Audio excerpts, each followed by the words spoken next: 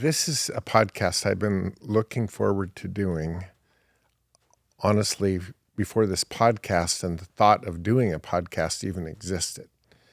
And I've had little tiny occasion to let you do your thing, let you deliver your verse. But this is like the biggest form of that I could think of. So immediately when I thought of, okay, we're doing this podcast, it was just like, Kelsi's name is on the list.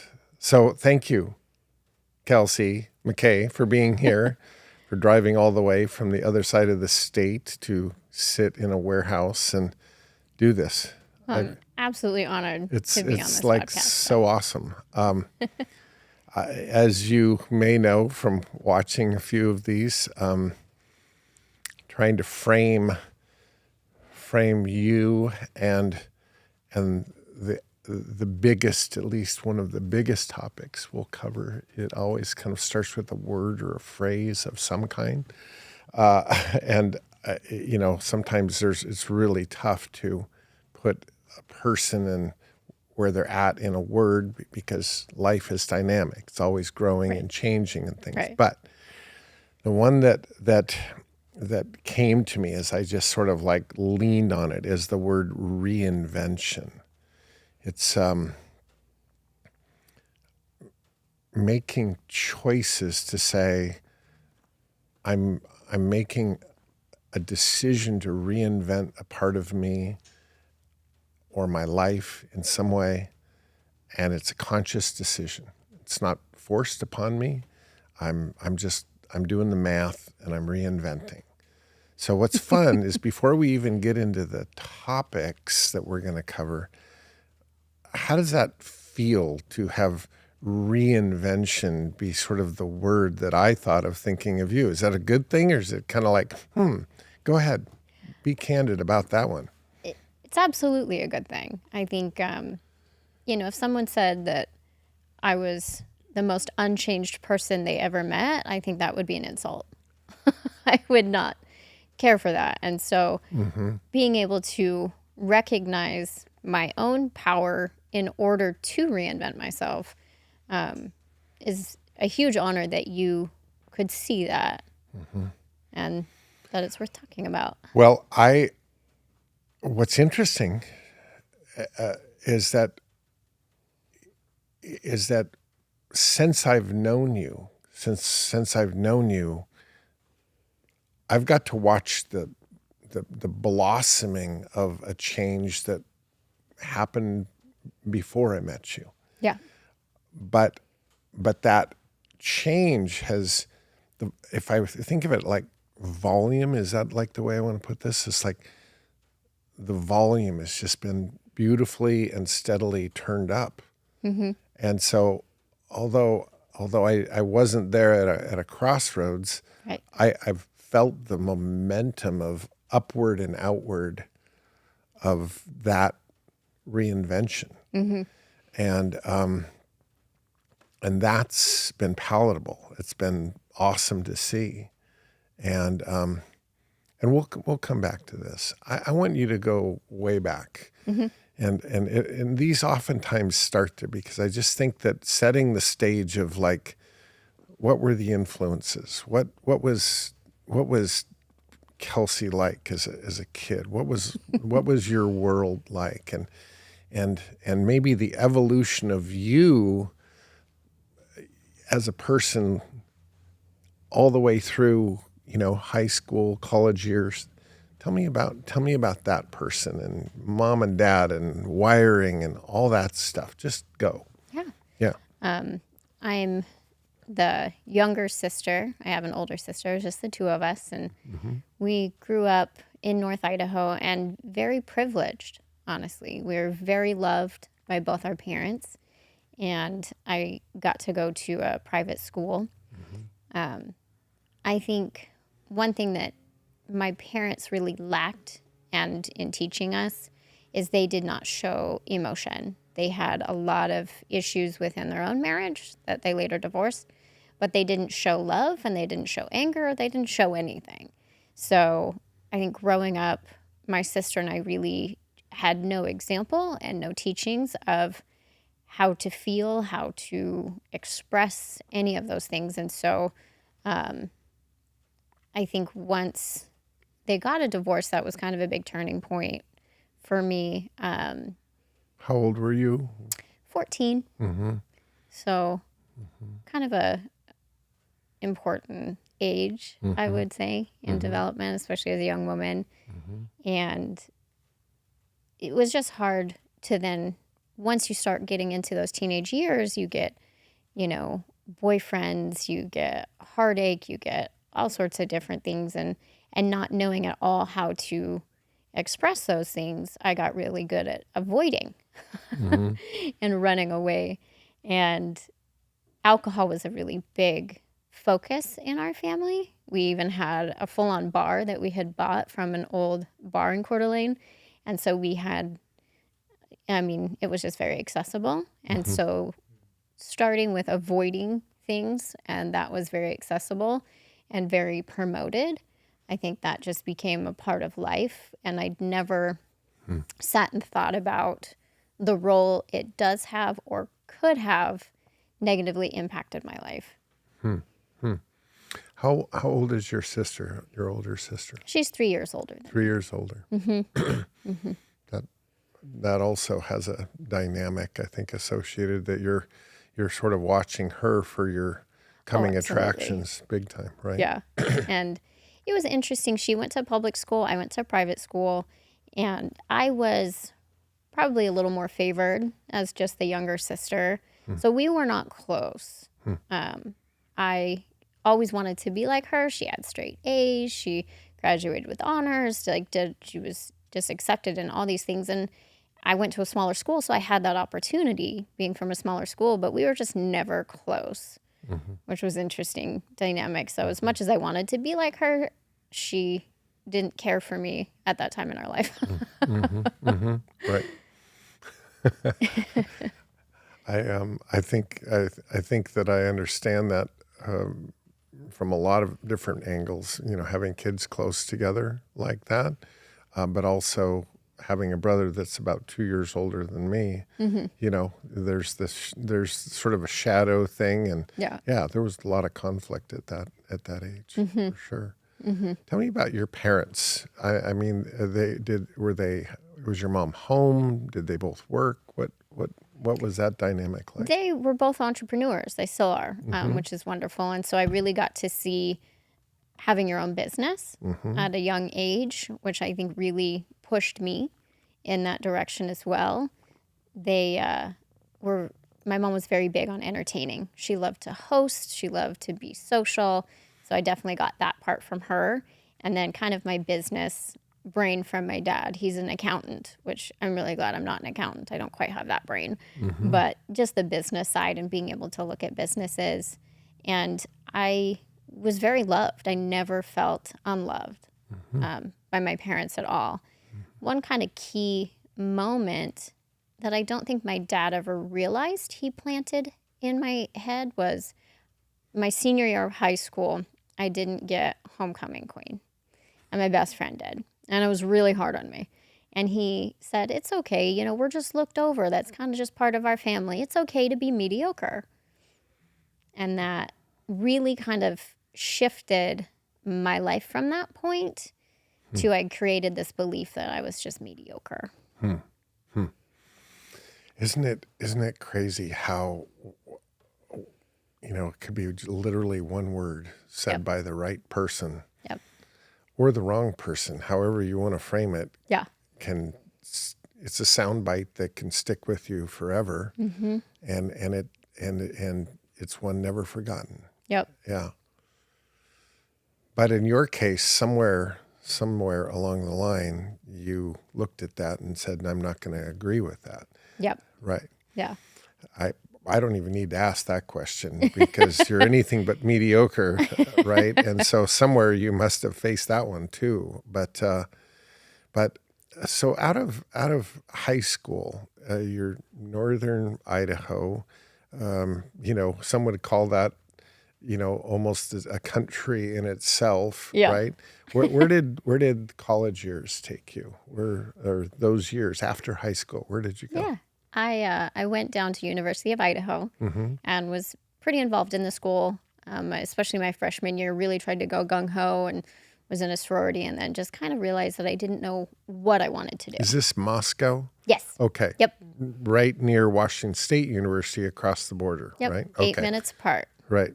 Yeah. I knew that. Yeah. Okay. Right. Okay. And so I think at that time I was still trying to fit myself into a box. You're supposed to know what you want to do. You go to college and you go and do that. And that's your life.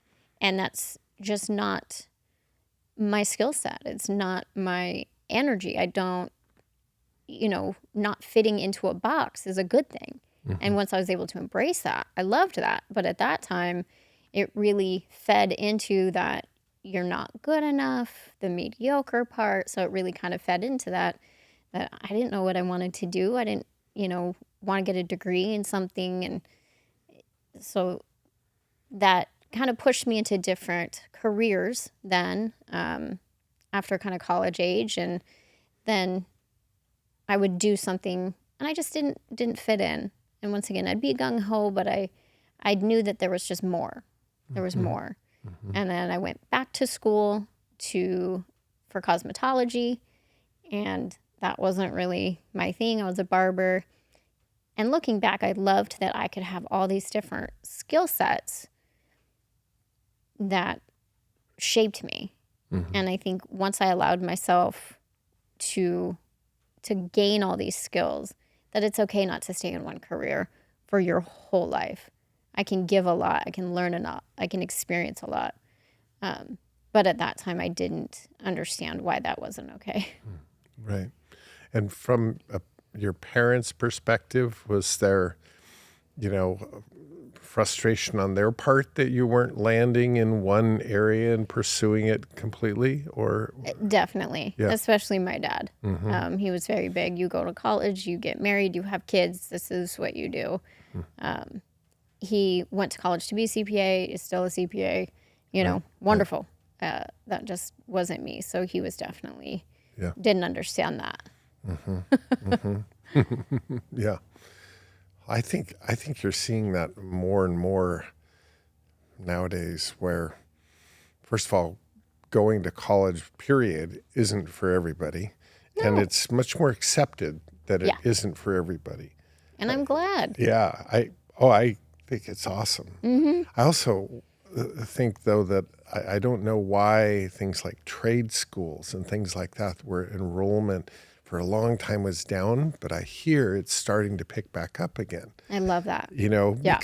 because everybody's different. And so, well, that's interesting. So in that post high school, especially any college environment, the social aspect of college was alive and well. But job-wise, you're trying different things.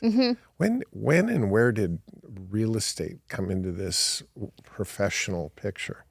Not till quite a bit after. I really had to make a lot of mistakes first. Well, let's talk about, you classify them as mistakes. They could be classified as major, learning experiences. Very much so, yeah. But tell me about where life went from that point up to your real estate career. Yeah, I think after I went through cosmetology school, I became a barber, and most jobs, especially at that time, I got promoted very quickly, and so I was a manager and ran this barbershop as well as being a barber, and it just wasn't exciting to me at the time. So I got a job at night at a nightclub, and that's where that life definitely scooped me up and eventually spit me out. But I got very enthralled in the excitement and thinking I was somebody. You feel like you're somebody when you work at a nightclub. And then there's obviously, you get more issues that then I found I ran from. And then there's more than just alcohol each time. And so then I would have relationships and they wouldn't go well. Instead of dealing with that and really looking at what I contributed maybe to the relationship that fell apart, I would once again just run and run and run. And so that's why I call it mistakes. Definitely learning, but I really had to find out what I didn't want out of life and how I didn't want to feel. And I piled that on a lot with alcohol and substances. Sure. I'm gonna take a jump off the board and just sort of join your courage in this. That I don't think that situation is unusual, even if nobody ever recognizes it. No. The running thing. Yeah. And I just think it's so easy to do that, because if the confrontation of that moment, be it with others or yourself, is too much, just keep moving, just keep running. And so you hear about people doing the hard work or digging in to do the work. What does that mean? But the personal awareness and then choosing to do the work on themselves, that's a courageous decision to come to that place. Do you remember a space, a place, a time, a date, any of those things where you just went, okay, Yeah. Enough? Tell me about that. 100%. Yeah. So not only was I running from things here, I actually ran to New York. And so I lived in upstate New York at that time and continued bartending and continued, doing very unhealthy things. And I, once again, had gone from bad relationship to bad relationship and never taking accountability for myself and what I contributed to where my life was. And I got let go from the bar, and I said, what am I doing? I knew I'd always had this drive for personal development, for inspiring, for touching, for moving people. And I'm like, I continue to run from my greatness, and then I create these bad decisions. So then I continue to run from my shame. And it was this cycle. Well, then I'm better than this. But back up again, and I want you to go through that again. That was like, I want to write that down. You would run from your greatness, yeah, and then you'd run from your shame. yeah. Spend a little more time on that, because I've never heard things sort of linked like doing it, and you're in a cycle. You're in a loop. Yeah. I think I somehow, not only did I take on this story of being mediocre, I took on this story of not being enough. And through kind of my transformation, I realized, what is enough? There's no number. There's no amount. It's a choice. It's a belief. And so when you keep saying, like, I have this greatness, I'm better than this. So I would run from my bad decisions, but then I would feel not enough. And then I believed that story. So then I would go and I would self-sabotage. And so then I would make these decisions that, like, see, I just have to prove to myself that I'm not enough. I'm not made for this greatness. So even though I had this drive and this passion, so then I would continue to go towards it, but then tell myself, I'm not there. I'm not that. So then I would make decisions, and then I'd have to run from my shame of running from my greatness. I think that may be the most profound way I've ever heard that described. It's like, I literally am going to listen to this about 50 times and write it down and completely grasp it. But I have the tentacles of what you said, and it. I'm coupling this with a piece of script that, Thoreau says most men, I think he meant people, lead lives of quiet desperation. And what you just described there, this loop of just never arriving, never getting to a place that is satisfying, no peace. Desperation is the opposite of peace. Yeah. Right? You're just panicked. but it never ends. It's a loop. I've never thought of that quote in the context of the way you just described this loop, and the frustration of it all, because you could see your greatness. Yeah. You could see your own potential. Yeah. You were raised that you were an amazing girl and you could do anything, that kind of, but here you're stuck in this loop of getting close and then running. Yeah. And then that proves the point. Now you're running from that. Yep. And wow. Yeah. Yeah. So I was living in New York, and kind of my moment, I continued to seek answers outside of me. I continued to read, and these people who I wanted their life. I saw these women on stage who, same stories. I was in the bars, I was doing this, and now she's a speaker on stage, and I'm like, how do I do that? What on earth? And she had these moments, the bathroom floor moments, where she heard a voice, get off the floor. You're going to live a life of your wildest dreams. I never had that. I wanted that. But so finally, I was fed up, like you said. Okay, well, I guess I have to be my own voice. So what do I do? No clue. I had no clue of how to get there. So I decided to write a lot, and I would read a lot, and I decided to, I'm going to make my own path, which I don't always recommend. There's a lot of wonderful ways out there. But I decided to do it my own way.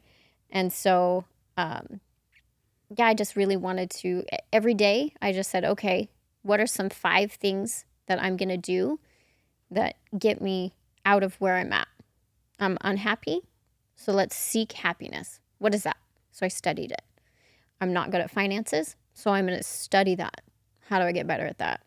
And some days was really hard, was really dark. A lot of things that would come up, and I didn't want to go on. And there was a lot of days like, it'd be easier. Maybe the world would be better without me. Well, just go to sleep. Try tomorrow. Let's see what tomorrow brings. Just give me one more day. And sometimes I have to tell me that. Give me one more day. So that all by itself is a choice, right? Yeah. And because I know a lot of people, I'd say every couple months I hear somebody making the choice to say, I don't want to keep trying this anymore. Yeah. I'm done. Yeah.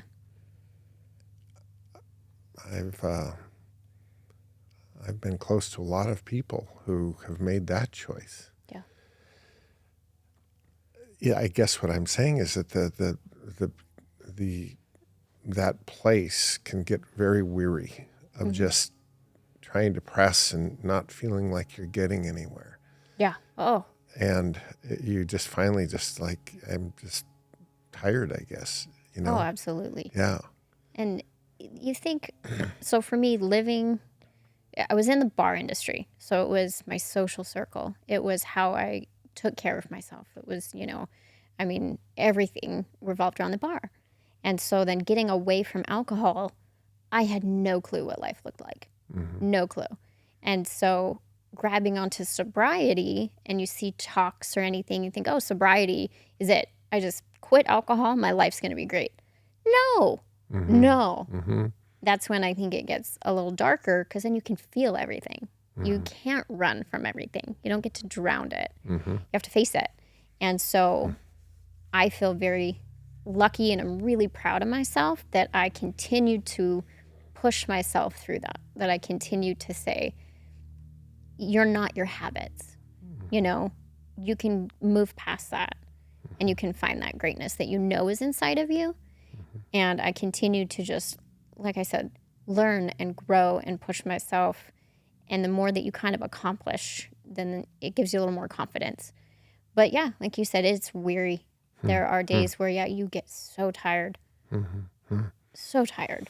There are those, Kelsi, that say it's literally, it can be impossible to get to the other side of something like that without community, without resources, without accountability, Yeah. and people that just are on you. I mean, things like AA, or they're like daily for a reason. Like you can never be far from this energy source. Yeah. But what I'm hearing you say is that you were doing this your own way, which emphasizes the challenge to me. The Yeah. the aloneness of it all. It's like you're just having to choose to keep going. Yeah.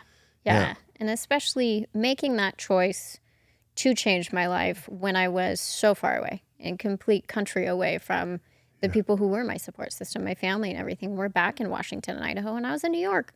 And so is that community important? 100%. Could I have reached out and found those communities? Absolutely. Maybe my stubbornness was a good thing at that time. But really looking at each day, I don't know all of the AA verbiage, but I know they do say one day at a time. And so that's what I took. And I said, what can I do in these little areas every day that would get me a little closer? And some days it was just making my bed. And that was an accomplishment. And that was wonderful. And I could do that. Some days it was a little bit bigger. Some days it was writing. Okay, I wrote something profound and I learned something about myself and hopefully inspired someone else. And doing it, I hope someday that I can help more people.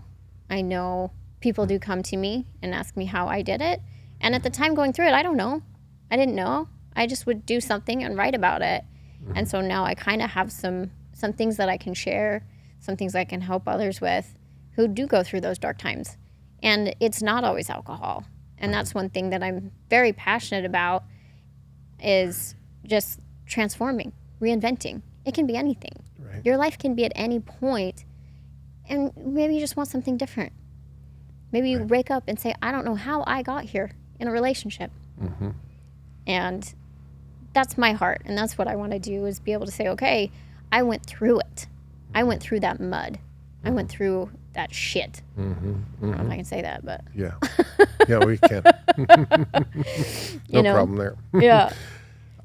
There are two things I want to insert. One is written on the board up in my office, that it was a quote from a movie. It goes something like this, but it's that with each passing moment, there's an opportunity to turn it all around. I love that.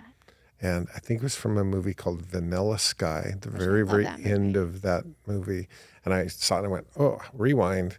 And I watched it about 5 times and wrote it down. I went, okay, I like that. Another thing that I received recently, I can't remember who sent it. It was in a card, but the quote went something like this, that if all that's in you is only to crawl, well, get crawling. Get crawling. And I went, well, there you go. If that's all you got, Yeah.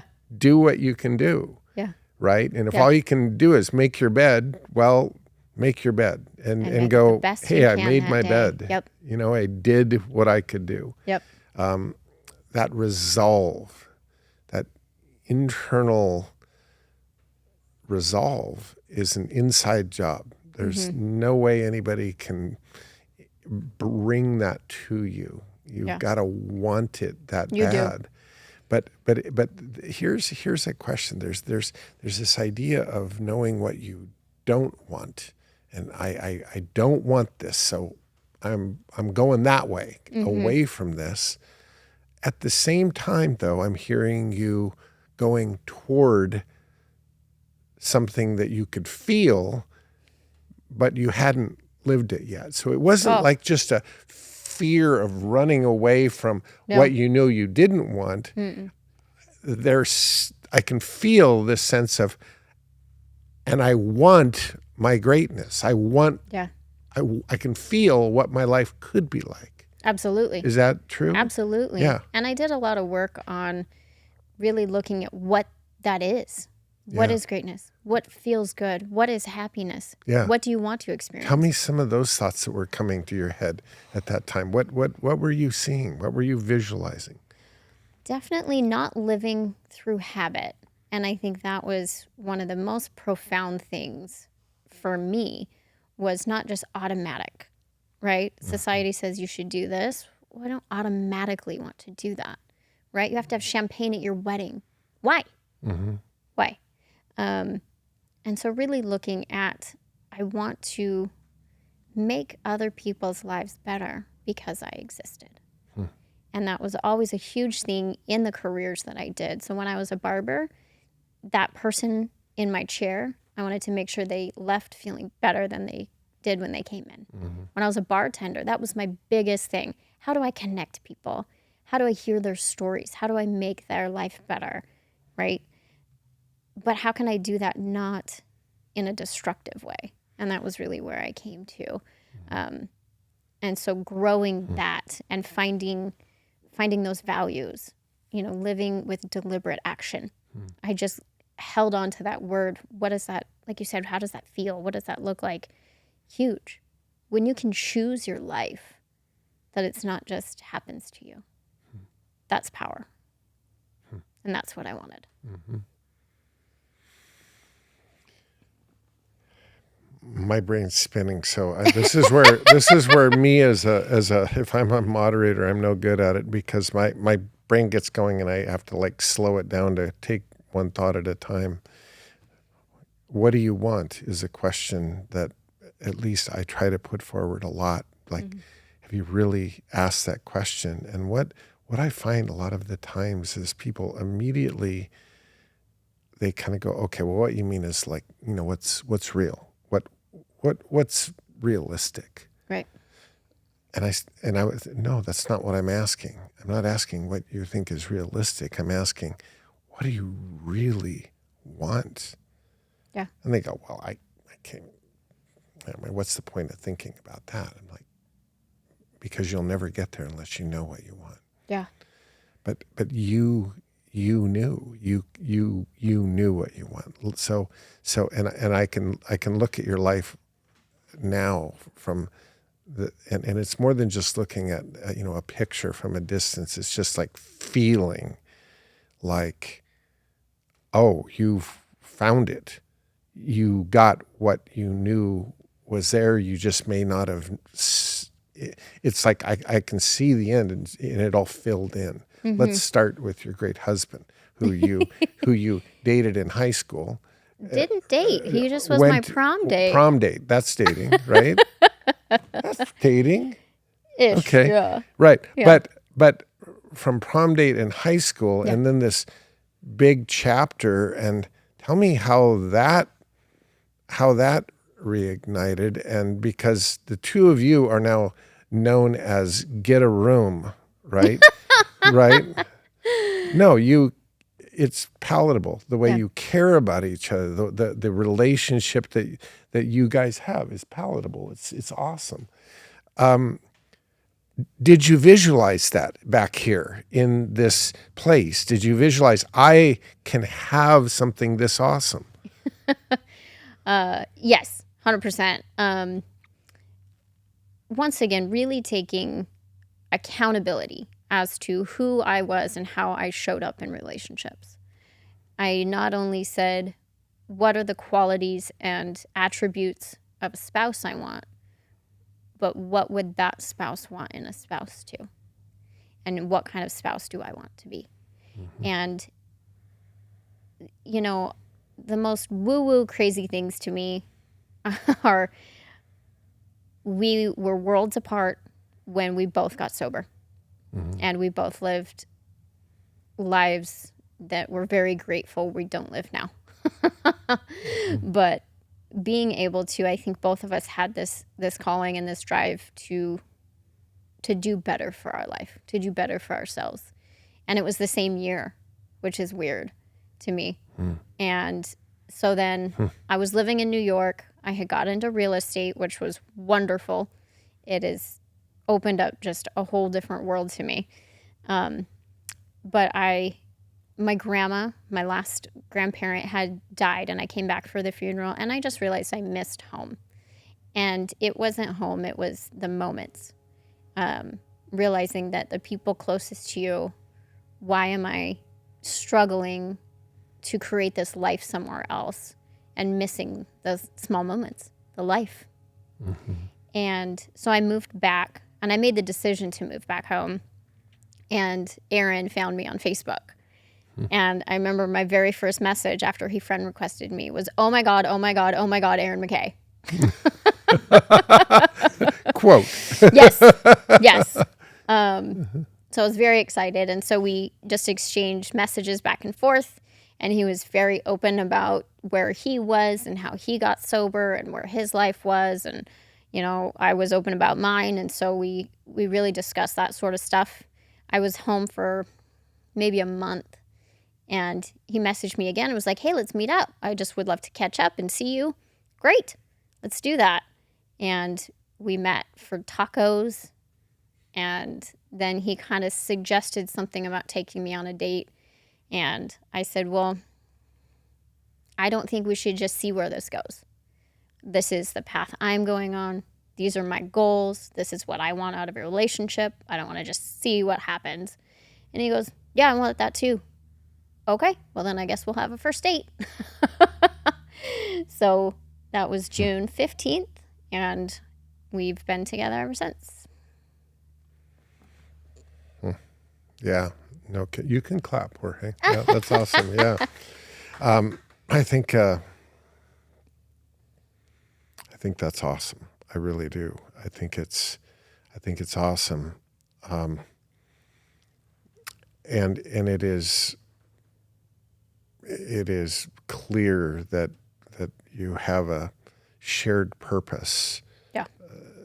That it's a deliverable. It's a mission.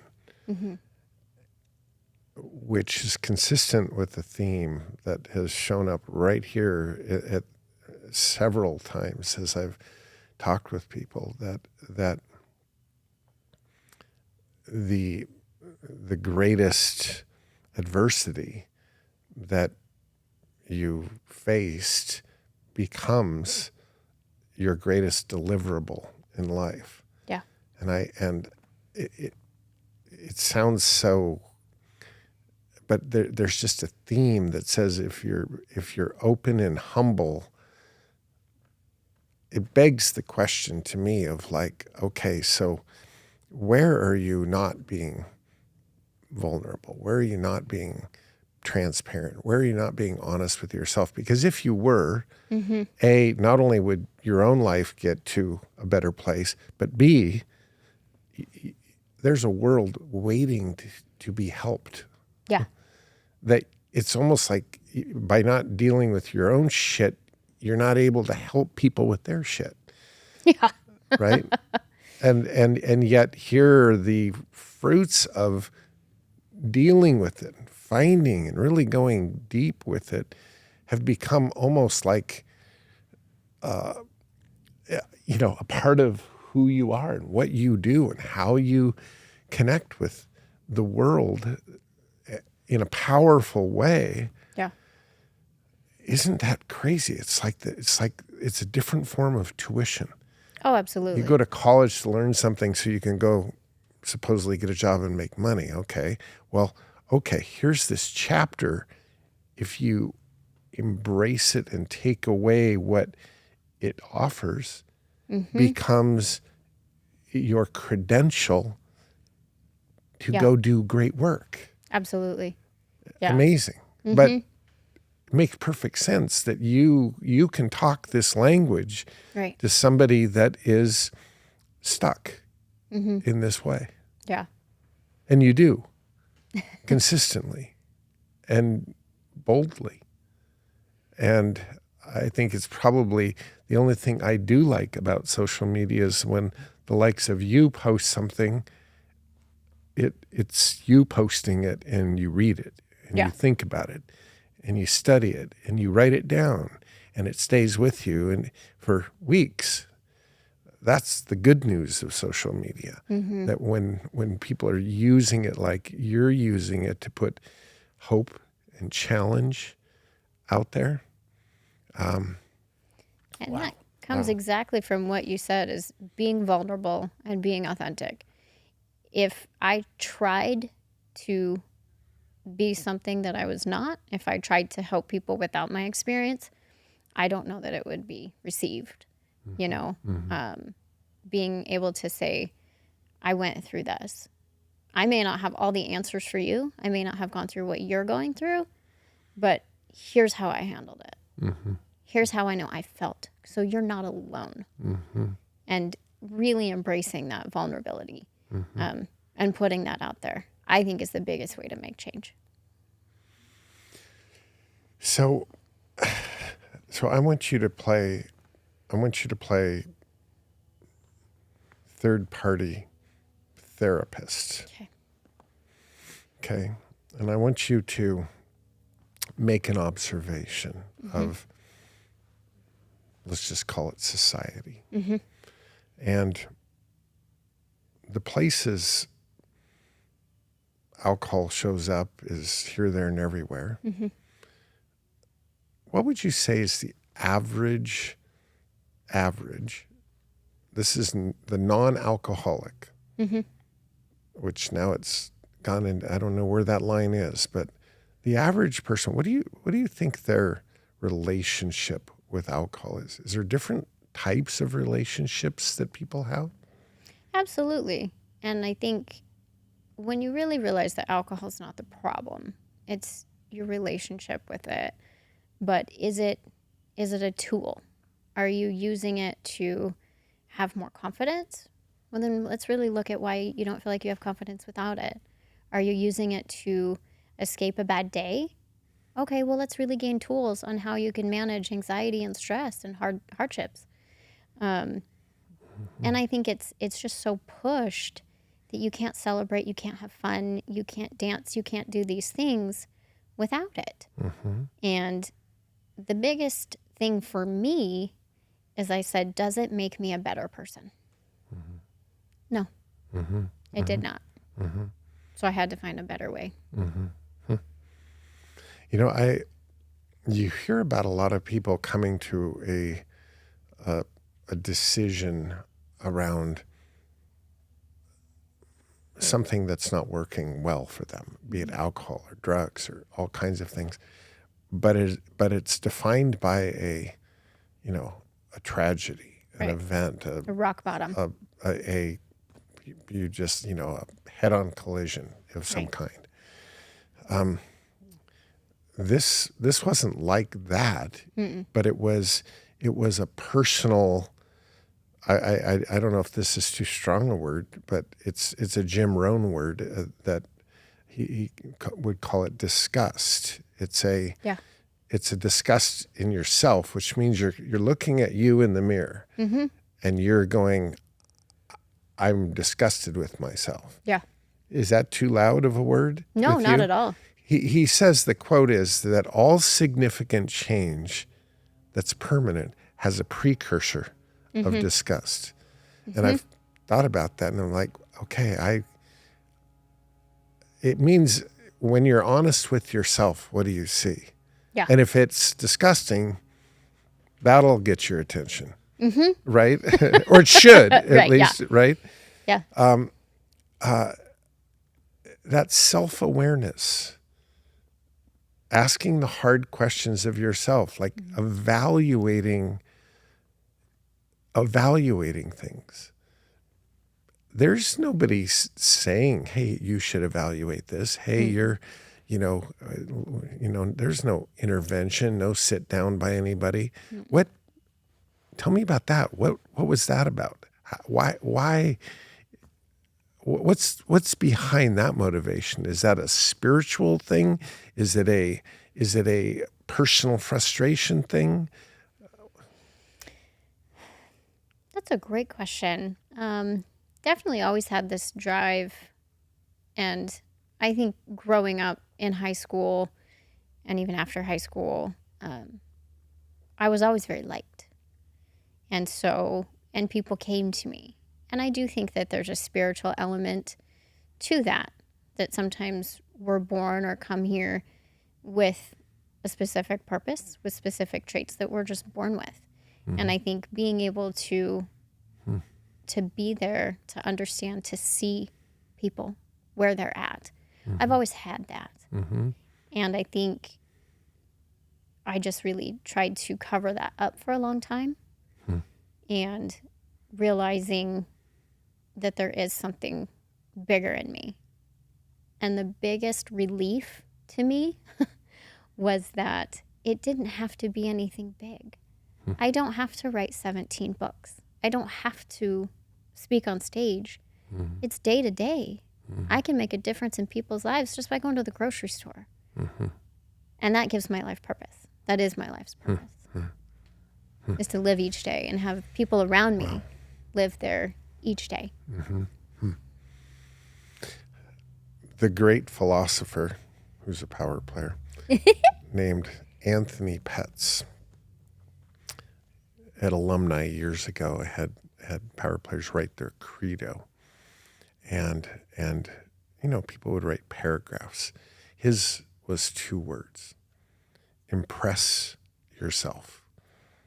And as he expounded on that, it was that you can fool a lot of people, but you can't fool yourself. Are you impressing yourself? Are you alone know if this is your best effort?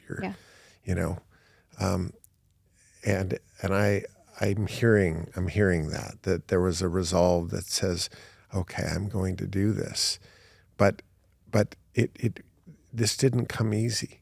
This getting to another place. We're back to that whole kind of loop thing. How did you? What was the conclusion that got you out of that loop of knowing you're better than this, and then you fall short, and here comes the shame, and now you're running from that, and this loop. How did you get to a place of loving you where you were, and then taking it from there?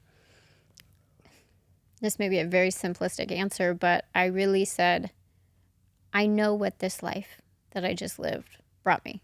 I know how I felt about being a bartender and drinking all the time. I know what that is, and I can always go back. So what would a different life feel like? A different life. So I tried a different life. So that's really takes the pressure off, doesn't it? right. It's not like if I'm not able to do this, it's over. Yeah. Okay, you can go back to what you already know if you want to, but you're in a discovery for something better. Yeah. I hear people say, well, that about like business. I'm going to go try this, but I just can't because what if it doesn't work out? Boeing will hire you again. Right. Right? Yeah. You've been there for 15 years. Yeah. You're telling me you hate it. Well, go try this. Yeah. If it's worse, well, you can always go back to Boeing. Back. Right? Yeah. So I think that's a really interesting approach. I really do. That this is a known. Let's go look at an unknown. That's, Kelsi, this last year has been a year where I've sent to heaven both of my parents, and they're, wow, are they better now? But they were raised by alcoholic mothers, never had fathers, just the mothers, and they were extreme alcoholics. And their wedding vows, they said that they were going to do it 180 degrees from everything they ever knew. Wow. And they didn't know what that meant, but they sure know what that meant. Yeah. And no, we're not doing that. And I can even remember, my dad having to, discipline Jeff and I, and it was hard for him to do that. But he would remind us. He'd say, hey, listen, I'm about to discipline you. And I want you to remember, I never had a father, first of all. I didn't have a great mother, so I didn't learn anything from her. So what I'm about to do may be wrong, but it's with the right heart. And it's the opposite of everything that I knew, which has got to be closer to the right way. Yeah. And the humility of that, I'll never forget. It was hard on him to discipline us. He didn't want to do that. Well, but where his compass was set was just the opposite of everything he knew. Mm-hmm. And this was a way of caring. This is a way of being present, being a dad, and I'm doing my job here. And I'm a little scared because I don't know that this is the right way, but it's better than the way I was from. Right. And so I think that there's, again, that takes the pressure off. I don't have to know everything about that way. Mm-mm. If I really know that it's worth checking out because this isn't doing anything for me, Right. I think that takes the pressure off. Yeah. And it's a great way to look at it. Mm-hmm. It's almost not even making judgment on yourself or this way. Right. I've tried that. I know that. I've done that. Now I'm going this way. Yeah. To see what it's about. Mm-hmm.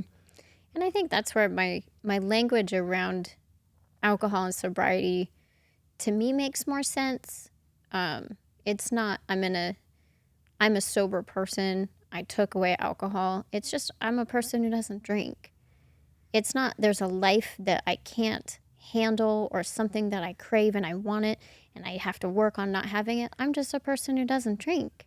Right. And I've created this life and this woman who has a great life without it. And that seems to work for me. That feels better to me. I want you to just riff on this for a while because it just go as specific as you're willing to. Tell me the difference. Oh gosh. Like take any topic and then go, well, here was that, but here's what it's like now. Yeah. I want to just hear. If you're selling, I want you to sell me. Okay. The victim mentality for me was drinking, and so it was in a relationship. Oh, why did this relationship be so bad? I could never take accountability and look inward. It was, well, I'm going to go to alcohol and I'm going to blame someone else. And that was who I was. And so in a job, oh, maybe I actually did screw up, but I got fired. I can't believe that. And the victim mentality was just rampant in my life. And then you could say, oh, well, that was drunk Kelsi that said that. I don't have to take accountability. That was drunk Kelsi. But it was still you. Mm-hmm. Mm-hmm. And so now, being able to have better choices with my health and with my day because I'm not hungover, huge. That's a huge difference. Knowing where, oh no, I need to look at, did I make a phone call? Did I online shop last night? Well, I can wake up and not worry that I said something to the wrong person, that I spent all my money at the bar. Mm-hmm. So those differences have been huge to me and have opened up the doors to be proud of who I am because I didn't have that weighing on me that I didn't know what I did or who I talked to. So those comparisons is huge.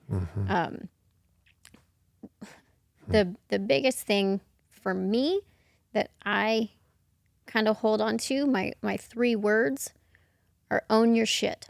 And I didn't do that before. If I created a mess, I didn't own it, I ran from it. And now I can own my shit and my shit is great. You can't do anything about it if you don't own it. No. Right? Mm-mm. If you own it, you go, yeah, that was a mistake. I'm going to fix that. Yep. But if you don't own it, you never fix it, right? No. Yeah. And it'll keep happening. One thing you said, earlier is just that okay, I've tried this. I'm going to just try something else. I know what that's about. I'm going to try something else. I guess it begs the question, and the other thing you said is that I just couldn't associate any good thing that came out of this. If you track it, it wasn't like, oh, we drank all this and that's what made it great. Right. It never had that conclusion. Yeah. And so almost from a intellectual standpoint, if something isn't, you wouldn't go into a business transaction and say, I'm going to put in all this work, energy, and effort and come out with zero. Right. You wouldn't do that. No. You'd go, wow, okay, that's an ass kicking. Let's Right. let's rethink this, because the objective of all this effort is we make some money. For that example, you wouldn't, even if you came out neutral, it's a loss because of all the time, energy, and effort. I guess it begs the question, what is the good reason that anybody would do this? And what you're saying is there were none in your life. But what you're seeing going a different route, you're seeing return come for your choices. Yeah, very much so. And it sounds like one of the biggest is in your relationship. Mm-hmm. Yeah. Yeah. Yeah. And I made a post the other day about my husband and I get to work together. And I love that. Yeah. We have a couple different businesses, almost all real estate related. And I said, what he can't, I can. And what I'm not, he is. And that is one of the biggest things. And it can be challenging, for sure. Because when there are things that you have to work together on and you have different strengths, it can always be challenging. But being able to see that we're better together and looking at the life that we have built, I could have never done it on my own, ever. And we are just better together. So the benefit of a healthy, growing relationship versus a relationship that sort of ends and this wasn't me and run to the next one. Right. Now you work things through. Absolutely. You find a way to communicate and you keep moving forward. Yeah. Yeah. And really looking at, okay, how can I either communicate my needs or what happened, but also really looking at where I am and my contribution to that situation, rather than just getting mad and leaving. So that was definitely a big one. What about, and again, I'm feeling terrible because I'm throwing things at you I didn't prep you for in any way, but I'm very intrigued by this whole analysis, like a more, almost like a non-emotional survey of like, okay, let's look at it. Let's talk financially. Yeah. If you were to say, what has been the financial change, not only in money going out, but revenues coming in because of clarity and and the right the way to start a day, etc. Yeah. What would you say is the swing there? I'm assuming a significant swing in overall financial health as a result of this decision. Oh, absolutely. And I think that comes down to really believing that you can create your life. So where I was before, I didn't believe. I thought things just happened to me and I didn't know why. Never looking at how I might have drawn that in. And so now when I can create my life, good or bad, when I realized that my life was my fault, huge. So then, okay, I was poor, I was unemployed, I was living paycheck to paycheck, I was miserable. Well, I did that. I did that. That gives you so much power because you can say, if I did that, what else can I do? And so for financially, really going on a quest to understand finances was huge. I had never done that before because if it just happens to you, you don't have a belief that you have any control over it. So really going on a quest to understand money, understand how it all works in the world was huge. But then also realizing, okay, how can my money make money? I never knew that before. And so looking at our life now, we don't put in hours in exchange for a set dollar amount, whereas before I did. And that opens up a world of opportunity. That's been wonderful for us, for our life, for financially. So That's and I'm trying to think at what point in this journey and of your real estate, because you were actually beginning to really lean in and start studying real estate when you were in New York. But what part of this journey? I got the privilege of having you at Power Players, and watching that desire around investment literacy really you've signed up for it. Here we go, right? Yeah. not even really knowing what it was. Yeah. I think were very new to meeting you. Yeah. And I was like, okay, Yeah. here we go. Right. Saddle up. You were open. Yeah. You were open to learning, and here we go. Right. Yep. Saddle up is right. Yeah. Well, and the real estate related acquisitions and things, and your ability as a broker, Yeah. to figure out how to help people get from here to there. It's kind of a never-ending study. Oh, absolutely. But it's playing itself out in your own world of your own beautiful home that you have. How many acres is your home? 40. 40. It's not a little. No. 40. They're fairly low maintenance acres, aren't they, though? They're like trees and rocks. Are they? I don't know.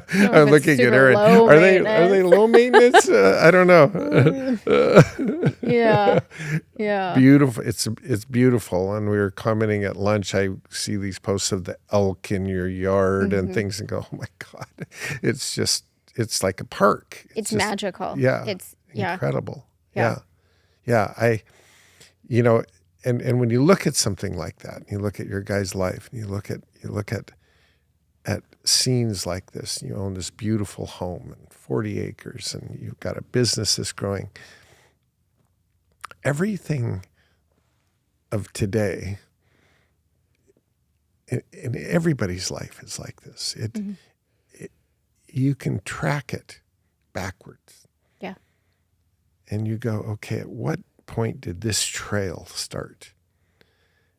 And I think you would agree with me. I would argue that if you didn't make this decision back here, that there's a good chance that this picture, although obviously possible because it's your reality right now, Yeah.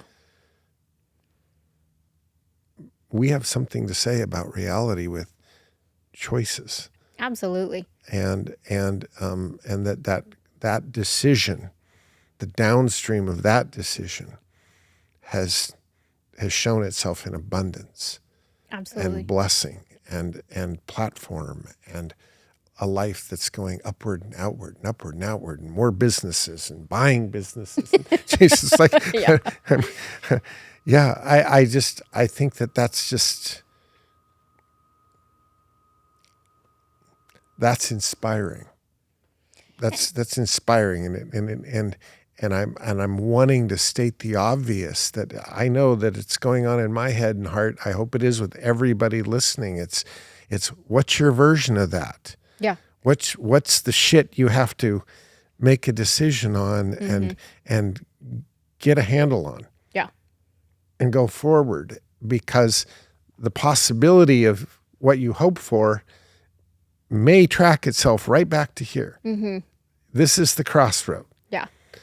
And it wasn't, I still feel very strongly it wasn't the alcohol, it wasn't the booze. It was who I was around that and my mindset. Yeah. I would never be able to have that personal belief and understand my own power while still living in a victim mentality. Right. And that's what alcohol fueled for me. Right. I think that's so interesting, the way you're describing that relationship, more than how I believe it's oftentimes described, and very likely is for many people, as almost a physiological addiction. For you, it was more of a mindset choice, that the fallout of that was being a victim. Yeah. This was the way I handle that situation versus deal with it. Yeah. There's a quote by a guy that is really smart. The power player community is full of very smart people. He has, I think, 2 PhDs, but he's a psychologist, and he wrote this. I memorized it. He said, whether we know it or not, whether we believe it or not, we alone are 100% responsible for everything that happens in our life. Mm-hmm. The good news is that if we embrace this truth, we now have the power to change what happens next. I love that. And that's Harry Atlas, PhD, said that. And boy, I'll tell you something. There's been many a conversation in my mind around that if you are a victim to something, well, you now don't have the power to change what happens next. Right. Mm-hmm. That 100%, I did this, like you said earlier. I did this. Okay, well, now you can change what happens next. Yeah. And it's very uncomfortable to say that my life at this point is my fault when your life isn't good. Right. That's very uncomfortable. And most people don't want to say that. But if you do, that's where the magic happens. And I think that's uncomfortable for anybody, Kelsi. But I think it might be even more uncomfortable for someone maybe like you, someone like me, who we had no glaring excuse, Right. We go to a nice school, we come home to a nice dinner, we've got people who love us, they're smart, they're educated, I mean, it's, there are things, the little, 2-year-old whose parents are crackheads. Well, that's not their fault. They didn't do that. Right. I get that. That's not what we're talking about. But in our adulthood, we get to make choices. Mm-hmm. And I still think it's easy though for adults to say, well, this happened to me. Yeah. And that's just the way it is. Mm-hmm. But I think that's the wrong approach. You have to own it. You have to say, okay, this and that may not have gone right, but now it's my life. It's my choice. Yeah. And I've got to step into it and make the choices I want for my life. Yeah. So it's almost harder to admit that it's gone wrong if you had all the makings at the table of it should go right. I mean, here you're smart, you're beautiful, you've got these, educated parents, you go to a private school. It's like you almost feel guilty that it went wrong. Absolutely. Yeah, I've felt that before. It's like, oh my God. I'm better than this. What am I doing? Hell, Yeah. But here comes the next philosophical, also written on the board. Everyone is fighting a battle you know nothing about. Yep.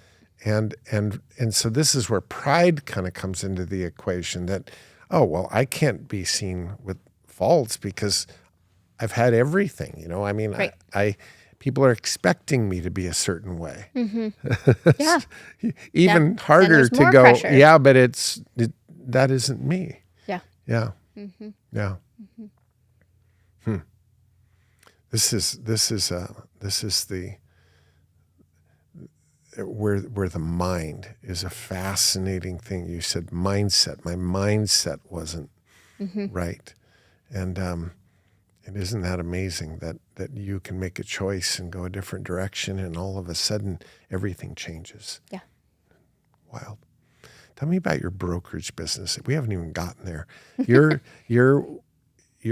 a rock star in the brokerage world, and for those that don't know location, if you look at Spokane, Washington, and you look at Coeur d'Alene, Idaho, they're about 35, 40 minutes apart, right across. I-90 connects them both. So 2 hubs, you have a license in both states to work your brokerage world, but you're a rock star in brokerage. And and that has just grown vertically very quickly. How'd you do that? So I started in upstate New York, and not knowing anyone, I felt like I had an uphill battle. So I joined a team that had leads and pumped you full of leads, and I'm really grateful that I learned all those things. I don't follow that at all. I after I left New York, someone had given me a book called The 7 Levels of Communication, I think. And what they really taught was to go out and really ask for a business, but it's relationship based. And so that's what feels the most authentic to me, is I get to be me and the deals will come. And the more that I care about people, the more that those people are going to tell their friends because they know that I care. And so that has become the most organic growth for me in my business, is really just showing who I am, who my heart is, and being able to be that authentic self within that business. And I've had very amazing and wonderful and huge blessings because of that. So tell me what a day in the life looks like of your entrepreneurial life with Erin and the businesses that you have. You know, what are there typical disciplines throughout the day? Is it get up and just handle whatever's coming? Tell me a bit about how you structure your time. We joke that we are professional pivoters, and because we do have a lot of facets and a lot of angles to real estate, it does very much change day to day. And so when someone asks, well, what do you do?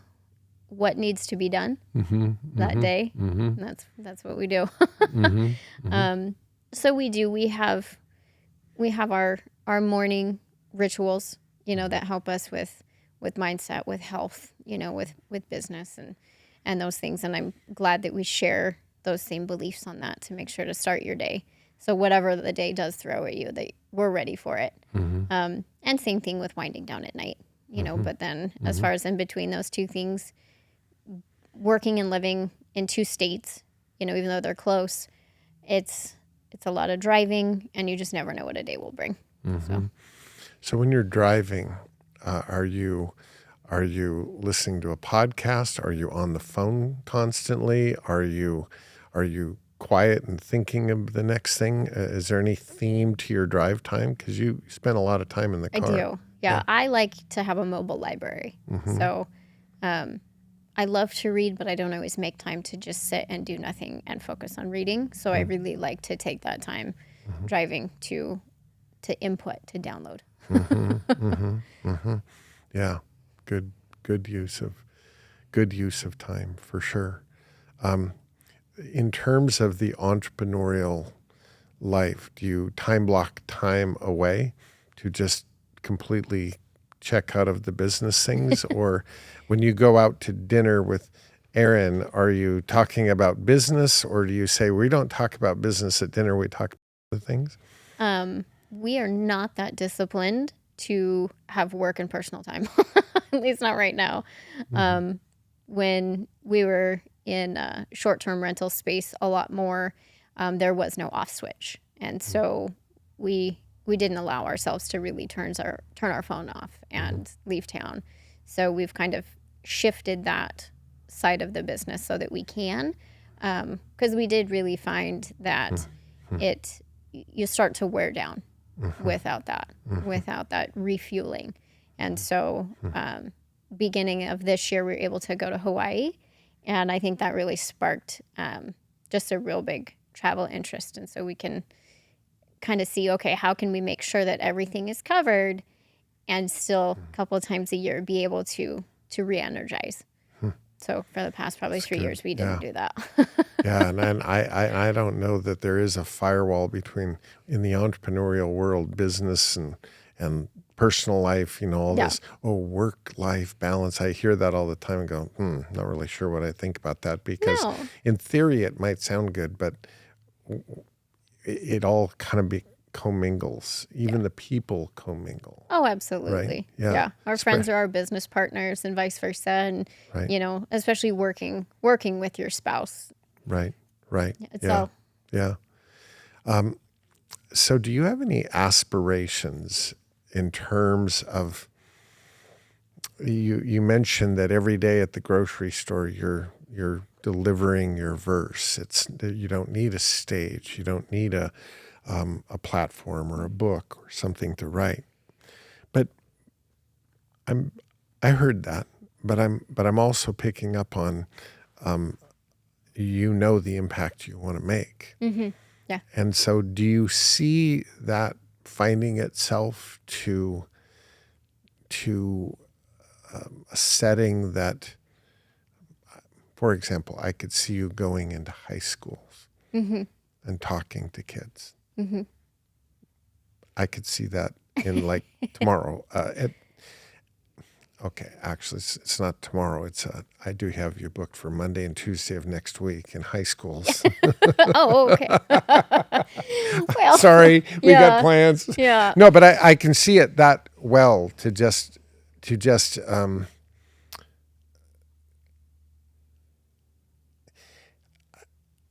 I'm trying to formulate my thoughts here. It's your approach to addressing this big topic that we've been on of life and abundance and choices and accountability. Oh my God. I every junior high and high school kid that's out there, and your energy and your youthfulness and your message would be so received, and they would look up to you to go, oh, I want to be like her. She's making those choices. I'm going to make those choices. Mm-hmm. I don't know. Maybe I'm planting a seed, but I know you do it every day in your travels, and I cherish the challenge that you put out through social media on a consistent basis. And it's just a consider this or a think on this. It's just the right amount to keep the intellectual pressure on, Right. the heart pressure, and always an invitation of, if you want to talk about this, message me, that kind of thing. But I wonder if in your future isn't something where this sort of demeanor can enter before a crisis it's not a crisis that brings you there. It's just knowing that accountability, knowing that this pressure and challenge and choice option is so everywhere. It could be alcohol, drugs, it could be eating disorders, it could be all kinds of things that sort of fall in this isn't going to help you bucket. Yeah. And just a voice that is trusted and non-judgmental and cool can make a big difference. And I think for me, personal growth is a journey, and I'm never there. Mm-hmm. And I think where I am right now is still really working on, am I not a fraud? Mm-hmm. If I'm on stage, if I publish my book, am I not a fraud? Yeah. And I think still working on that. Yeah. And I talked about not feeling enough, but I don't even know what that is. What is enough versus not enough? Mm-hmm. But I think to me, it's am I a fraud? If I'm on stage, if I'm speaking to women, if I'm speaking to young girls, do I have something to say? And I know that's what I really want to work on and make sure, because I do have this heart and this passion to help people's lives. And so getting over my own hurdle and saying that I do. Let me assure you of something, and I'm just going to be bold here.